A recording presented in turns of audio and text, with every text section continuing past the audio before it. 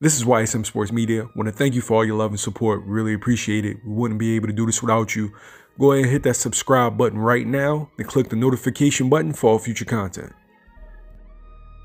As fans, we sometimes romanticize athletes. Try to give them superhuman qualities or codes of honor that rivals the knights of old. But that's not reality. In reality, they're men just like us. Fathers, sons, husbands, brothers, cousins, nephews. They're regular guys. And they make real life decisions. Terence Crawford. A lot of fans are trying to justify or come to grips with the fact that he said if it's not 60-40 his way or 50-50, then no Spence fight. A lot of fans figured that Bud just wanted the smoke and the money didn't really matter.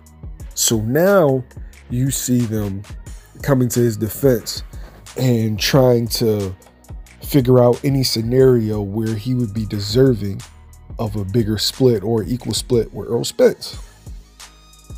In actuality, he falls short on every metric that determines what and who should be an A-side. While I am a Bud fan, we're going to keep it 100. So let's start it off. Attendance. Errol Spence has done, what, 50? I think it was 50 or 60 against Mikey. I think it was another 20 with Sean, maybe higher. I've been to Bud fights. They don't do those type of numbers. Pay-per-view buys. Bud averages, I think, what, 100,000 per pay-per-view. His last couple fights wasn't on there. And Spence averages around, what, 250, 300. And then belts. Errol Spence has 2 belts. Bud has 1. Now, if you're going to come to this argument and tell me about all this success that Bud had at 140, that doesn't apply here. Determining an A-side is specifically what you bring to the table that will help this fight financially. If you got 50,000 fans that you bring in, if you are on record selling 500,000-600,000 pay-per-views and the other person doesn't have as many fans or doesn't have that type of following, then you are the A-side. Now, if Bud doesn't want to take a 40-60 split, who am I to tell him to? That's not what I'm doing. No, as a man, he's entitled to determining his worth. So if he feels like he deserves 50-50, then more power to you, my brother. Go out there and try to get it. But in good conscience, I cannot say that Terence Crawford did everything to make the Errol Spence fight. I cannot say that Errol Spence and PBC is the reason why the Errol Spence fight isn't happening, because that is not the truth. The truth is that this is a business. And while you think your fighter is just this noble warrior and that money is the last thing on his mind, is an absolute lie. They are prize fighters. The prize is very, very important. The prize is the #1 reason why they do this. They already did it for free in the amateurs. They already fought for country. They already fought for honor. They already fought for respect. And what did most of them get? Oh, they got shafted. They got jerked in the trials or the Olympics. So now it's about the bread. And I'm not mad, because I always respect the business of boxing. I watch these kids in the gym. I watch them get fractured jaws and broken noses and concussions. And I understand that there's managers and promoters out there gobbling up 33%.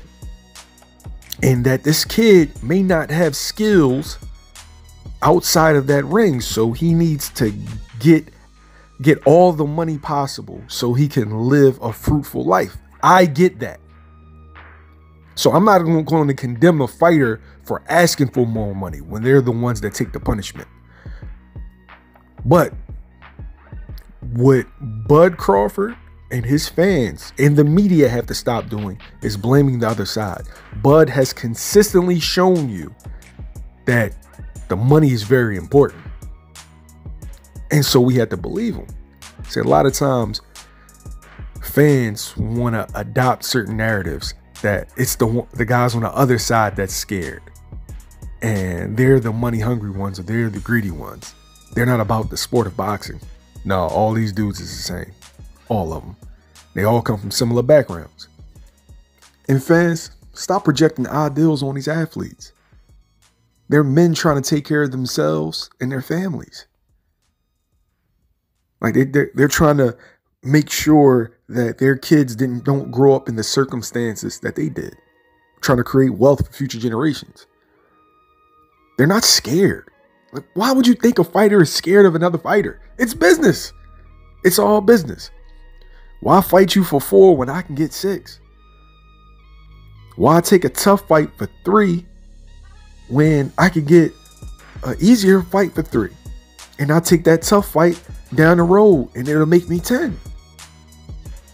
Like, they only have but so many punches in their body. Like, they have to be very calculated with what fights they take and when they take them, because this sport is unforgiving.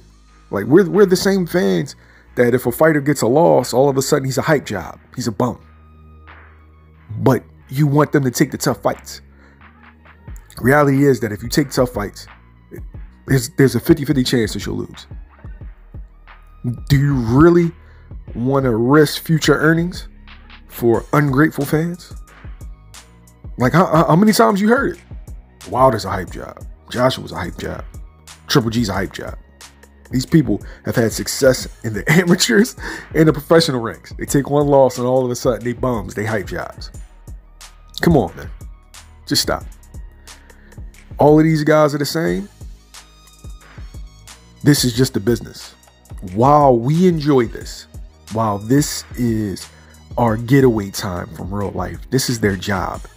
And we are the same folks that would leave a job if they paid $5 or $10 more an hour.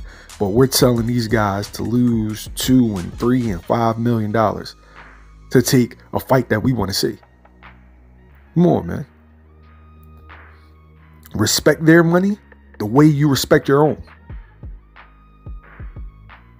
But you let me know in the comments below. I just went on a rant there. But you let me know in the comments below. Do you think Bud is deserving of 60-40? And do you think this fight will happen? Don't forget to like, share, and subscribe. YSM Sports Media. We out.